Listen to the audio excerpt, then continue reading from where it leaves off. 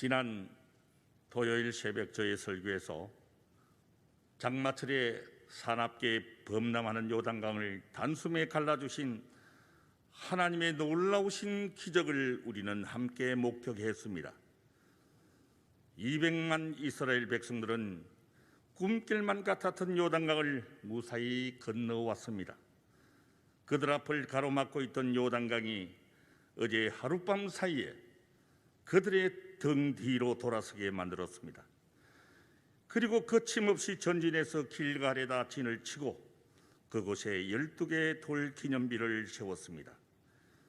이제 그들의 눈앞에는 가나안의 정복 첫 번째 관문인 여리고성이 버티고 있었습니다. 그들은 이제 막 요단강을 기적적으로 건너는 체험을 하고 왔기 때문에 이스라엘 병사들의 사기는 하늘을 찌르고도 남는 듯 했습니다. 그러나 반대로 가나안 병사들의 사기는 깊은 낭떠러지에 떨어지듯이 바닥을 치고 있었습니다. 요단 서쪽의 아모리 사람의 모든 왕들과 헤벨의 가나안 사람의 모든 왕들이 여호와께서 요단물을 이스라엘 자손들 앞에서 말리시고 우리를 건너게 하셨음을 듣고 마음이 녹았고 이스라엘 자손들 때문에 정신을 잃었더라. 사기가 떨어질 정도가 아니라 아예 정신을 잃고 있다는 말입니다. 한마디로 전의를 상실한 상태였습니다. 사실 군사작전에서는 뭐니 해도 타이밍입니다. 타이밍이 생명입니다. 지금 아군의 사기는 하늘을 찌를 듯 하지만은 적군의 사기는 땅에 떨어질 대로 떨어져 있으니 지금이야말로 승기를 잡고 돌격 앞으로 나아가야 할 때입니다. 그런데 이 황금 같은 타이밍에 하나님께서는 전혀 예상하지 못한 작전 명령을 내리칩니다. 실제 전쟁과는 아무런 상관이 없을 뿐만 아니라 자칫 잘못하다가는 모두가 떼죽음을 당할 수도 있는 그러한 명령을 내리신 것입니다. 그때 여호와께서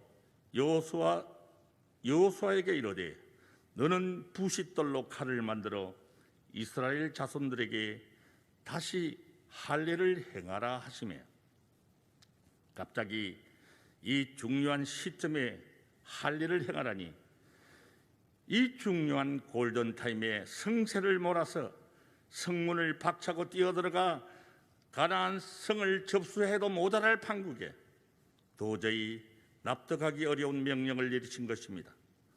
성도 여러분, 할례 의식의 기준을 추적하자면 이렇습니다. 700년 전으로 거슬러 올라가서 하나님께서 믿음의 조상 아브라함에게 말씀하시기를 너의 자손이 하늘의 별같이 땅의 모래같이 많아질 것이다. 너가 하나님을 사랑하고 순종하기만 하면 너의 자손은 번성하고 크게 될 것이다. 너는 열방의 아비가 될 것이다. 이렇게 약속을 해주셨습니다. 그 약속의 정표로 모든 이스라엘 남자아이들은 태어난 지 8일 만에 할례를 받게 했습니다. 하나님께서 너는 특별한 사람이야. 너희들은 내가 택한 사람들이야. 이러한 사인을 주신 것입니다. 그렇다면 할례가 무엇입니까? 한마디로 설명하자면 남자들이 하는 포경 수술과 같은 것입니다. 남성들은 이 수술을 받게 되면 아파서 꼼짝할 수가 없습니다. 이스라엘 백성들이 이제 막 강을 건넌 후에 도망칠 곳이 없는 상태에서 모든 남자들이 할례를 받는다는 것은 그냥 죽으라는 것과 똑같습니다. 만약에 가나안 족속들이 이 사실을 눈치라도 채는 날에는 그야말로 모두가 죽은 목숨입니다. 그런데 왜 하필이면 이럴 때 하나님께서 이스라엘 백성들에게 이 할례를 받을 것을 요구하신 것일까요? 이것을 다른 말로 표현하자면 이스라엘 백성들이 요단강을 건넌 후에 먼저 하나님 손에서 죽으라는 것입니다.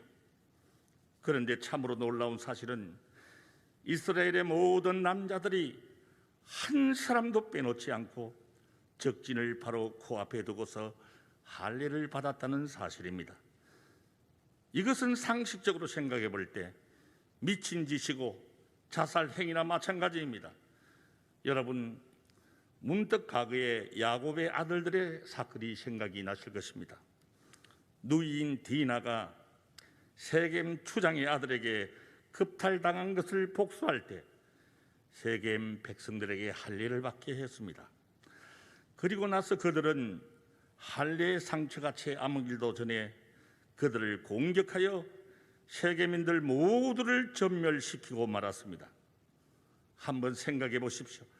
만에 하나 이러한 사실이 적군인 가나안 병사들에게 알려지기라도 한다면 모두가 전멸당할 것은 뻔한 이치이기 때문이지요. 한마디로 하나님께서 죽으라고 명령하신다면 바로 죽겠다는 것이 이스라엘 백성들의 심정이요 행동이었던 것입니다. 하나님께서는 이스라엘 백성들이 가나안 땅에 들어와서 빨리 정착하는 것보다 하나님의 말씀에 먼저 순종하는 자들이 되는 것을 원하셨습니다. 상식이나 논리에 맞지 않아도 하나님의 말씀 앞에 자신의 의지나 자신의 생각을 내려놓게 만들었습니다. 한마디로 자신의 주장을 철저히 죽이기를 원하셨던 것입니다. 사랑하는 성도 여러분, 하나님께서는 이스라엘 백성들에게 너희는 하나님이 죽으라고 하면 죽을 수 있겠느냐라고 물으신 것입니다. 가나안 땅을 정복하는 것이 이스라엘 백성 자신들의 힘이 아니라 100% 하나님의 지혜요 능력인 것을 믿느냐고 물으신 것입니다. 사랑하는 성도 여러분, 하나님께서는 이스라엘 백성들이 세상적인 지식이나 기술로 무장하는 것보다 100% 하나님의 뜻에 순종하기를 원했던 것입니다. 이스라엘 백성들 중 단 한 명도 불평하거나 군소리하지 않고 모두 할례를 받았다는 사실입니다. 이스라엘 백성들 모두가 하나님 앞에서 바보가 되기를 원했고 미친 사람 되기를 원했습니다. 하나님께서 여호수아에게 새삼스럽게 할례를 행하신 이유가 바로 4절과 5절에 잘 나타나 있습니다. 여호수아가 할례를 시행한 까닭은 이것이니 애굽에서 나온 모든 백성 중 남자 곧 모든 군사는 애굽에서 나온 후 광야 길에서 죽었는데 그 나온 백성들은 다 할례를 받았으나 다만 애굽에서 나온 후 광야 길에서 난 자는 할례를 받지 못하였습니다. 그들이 받은 할례는 출애굽 세대 불순종과 영적 무관심을 잘라내는 신호탄이었습니다. 광야 세대로 구성된 이스라엘 백성들과 하나님과의 소통의 도구요 교제의 회복의 의미이기도 했습니다. 이 출애굽 2세들이 하나님께 새로운 순종을 다짐하는 영적 갱신의 새로운 출발점이었습니다. 이제 이스라엘 백성은 할례를 받음으로써 약속의 땅을 두려워하지 않고 믿음과 확신의 눈으로 바라볼 수 있게 되었습니다. 이제 이스라엘 백성들은 길갈에서 할례를 받고 상처가 나을 때까지 기다렸습니다. 솔직히 우리의 기분 같아서는 길갈을 거치지 않고 요단강에서 바로 여리고로 직행하기를 원합니다. 요단강의 기적 다음에 여리고성의 붕괴를 보고 싶은 것이 솔직한 우리의 열망입니다. 그러나 모든 일이 기적적으로만 이어지게 되면 믿음이 자라지 못하고 주님에 대한 헌신의 시간이 차단됩니다. 성도 여러분, 하나님께서는 기적의 승리에서만 우리에게 기쁨을 주시는 분이 아닙니다. 하나님께서는 헌신에 따르는 고난과 고통 속에서도 늘 우리 곁에서 격려와 위로의 말씀을 주십니다. 여호와께서 요수아에게 이르시되 내가 오늘 애굽의 수치를 너희에게서 떠나게 하였다 하셨으므로 그곳 이름을 오늘까지 길갈이라 하느니라. 하나님은 이스라엘 백성들에게 애굽의 수치를 떠나가게 하셨다고 말씀하십니다. 여기에서 애굽의 수치는 무엇을 말하는 것입니까? 그리고 할례와는 어떤 관계가 있는 것입니까? 이스라엘 백성들은 400년 동안 애굽에서 사람 취급을 받지 못하고 가난과 멸시 속에서 대를 이어 종노릇하던 때를 말하고 있습니다. 요셉이 애굽의 총리로 있을 때는 영화를 누렸습니다. 그러나 요셉의 사망 이후에 요셉을 알지 못하는 새 왕이 바로 근자에 앉게 되자 인구가 불어난 강성한 이스라엘을 국가 안보를 이유로 탄압하기 시작한 것입니다. 우리나라도 일제 강점기에 무려 38년간을 가전수모를 당했습니다. 일본 제국은 우리 한민족의 인권을 마구 짓밟았습니다.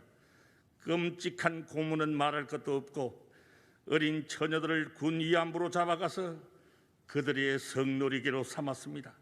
심지어는 작두로 사람의 목을 자르기도 하였습니다. 그래서 우리나라는 기미 독립운동을 기념하여 3.1절을 국경일로 지키고 있습니다. 그런데 이스라엘은 무려 400년 동안 애굽의 학대를 받았습니다. 그들의 원한이 뼛속 깊이 사무쳤을 것은 두말할 나위가 없습니다. 하나님께서 이제 애굽의 수치를 사라지게 하셨다고 했을 때 얼마나 기뻤겠습니까? 무려 400년 동안이나 맺혔던 민족의 한이 풀리는 순간이었을 것입니다. 이스라엘 백성들은 할례를 받은 후에 유월절도 지켰습니다. 그렇다면 이스라엘 백성들은 왜 이 유월절을 지켰을까요? 유월절은 넘어가는 절기입니다. 출애굽 12장 23절의 말씀입니다. 여호와께서 애굽 사람들에게 재앙을 내리려고 지나가실 때에 문 임방과 좌우 문설주의 피를 보시면 여호와께서 그 문을 넘으시고 멸하는 자에게 너희 집에 들어가서 너희를 치지 못하게 하실 것임이니라. 아멘. 천사가 재앙을 가지고 왔다가 문설주의 피를 보고 그냥 넘어갔습니다. 그래서 이스라엘은 애굽의 죽음의 벽을 넘고 홍해의 푸른 물을 넘고 요단강을 넘고 이제서야 드디어 가나안에 도착한 것입니다. 사랑하는 성도 여러분, 어느 시대를 막론하고 우리 인간이 고통받는 세 가지 문제가 있습니다. 죄의 문제, 죽음의 문제, 절망의 문제입니다. 모든 종교, 모든 사상의 질문도 이 세 가지입니다. 인간은 어떻게 죄에서 벗어날 수 있는가? 인간은 어떻게 죽음의 두려움을 극복할 수 있는가?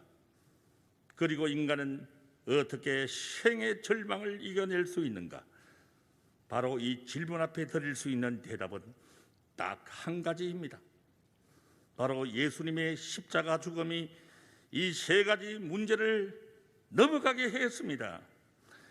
예수님의 보혈이 우리의 죄를 넘어서 자유에 이르게 했습니다.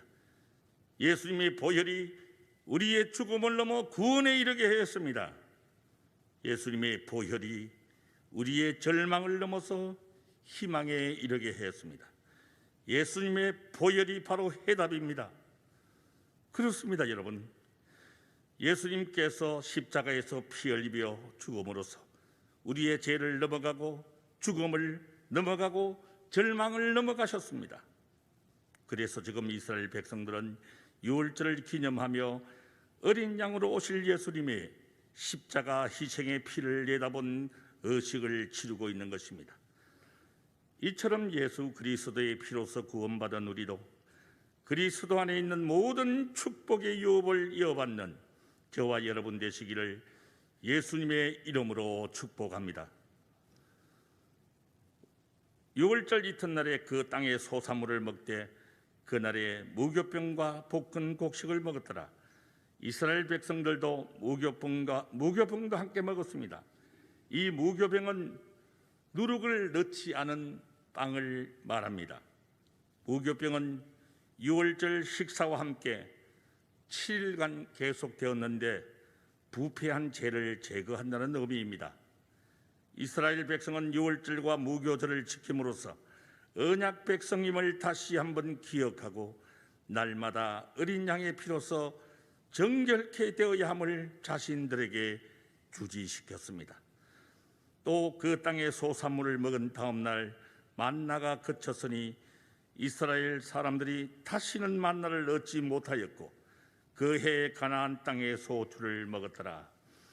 하나님이 얼마나 정확하신지 광야 생활 40년 동안 하루도 빠짐없이 내리던 만나가 이제 그쳤습니다. 지금까지는 농사를 지을 수 없는 광야 생활이었지만 이제부터는 농사를 지으라고 하십니다. 내가 일할 준비가 됐는지 안 됐는지 하나님은 정확히 아십니다. 이제부터는 가만히 입만 벌리지 말고 내가 해야 할 일에 최선을 다하라고 말씀하시는 것입니다. 여호수아가 여리고에 가까이 이르렀을 때에 눈을 들어본 적 한 사람이 칼을 빼어 손에 들고 마주 서 있는지라. 여호수아가 나아가서 그에게 묻되 너는 우리를 위하느냐 우리의 적들을 위하느냐 하니 그가 이르되 아니라 나는 여호와의 군대 대장으로 지금 왔느니라 하는지라. 여호수아가 얼굴을 땅에 대고 엎드려 절하고 그에게 이르되 내 주여 종에게 무슨 말씀을 하려 하시나이까. 하나님의 도움을 바라며 여리고에 가까이 왔을 때 여호수아 앞에 칼을 든 한 사람이 나타나 길을 막았습니다. 그런데 자세히 보니 무장한 하나님의 군대 대장이었습니다. 엎드려 절하는 여호수아에게 내 발에서 실을 벗으라 하고 소리쳤습니다. 놀란 여호수아는 자기도 모르게 신발을 벗었습니다. 내 발에서 신을 벗으라. 왜 하나님은 이러한 명령을 하셨을까요? 이스라엘 사람이 신을 벗는 것은 자기를 버리는 것, 자기 권리를 포기하는 것, 마땅히 자기가 누릴 권리를 양도하는 것을 의미합니다. 그 당시에 노예들은 신발을 신지 못했습니다. 노예에게는 어떠한 권리도 없었기 때문입니다. 노예에게는 도망갈 권리조차도 없었습니다. 그렇다면 하나님께서 왜 여호수아에게 신발을 벗으라고 했을까요? 도대체 그 이유가 무엇이었을까요? 하나님께서 모세나 여호수아에게 신을 벗으라고 하셨을 때 공통된 점이 있었습니다. 그것은 바로 전쟁을 앞둔 시점이라는 것입니다. 모세에게 이 말씀을 하셨을 때 모세는 바로와 싸우기 위해 앞으로 나가려는 참이었습니다. 여호수아에게 이 말씀을 하실 때는 여리고와 싸우기 직전이었습니다. 이제 모든 준비를 마치고 양각 나팔만 불면 여리고를 진격할 수 있었습니다. 그런데 그때 내 발에서 신을 벗으라고 하셨습니다. 이것은 무슨 뜻이었을까요? 포기하라는 말씀입니다. 하지만 전쟁을 포기하라는 그러한 뜻은 아니었습니다. 작전권, 지휘권, 명령권, 군 통수권을 포기하라는 말이었습니다.